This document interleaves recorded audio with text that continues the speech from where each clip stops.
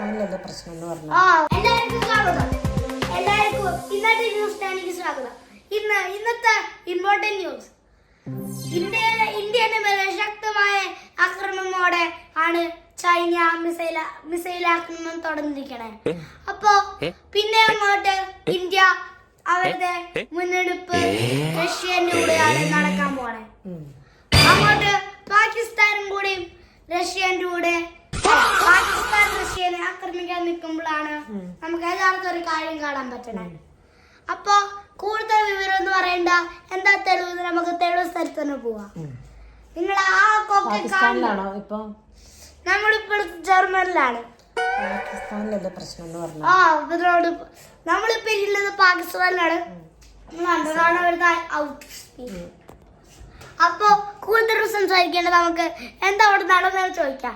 എന്താണ് മാം അവിടെ ഉച്ചക്ക് സംഭവിച്ചത്? എന്താ ഞാൻ പറയുന്നത്, പാകിസ്ഥാനിൽ എന്താ സംഭവിച്ചത് എനിക്കറിയില്ല.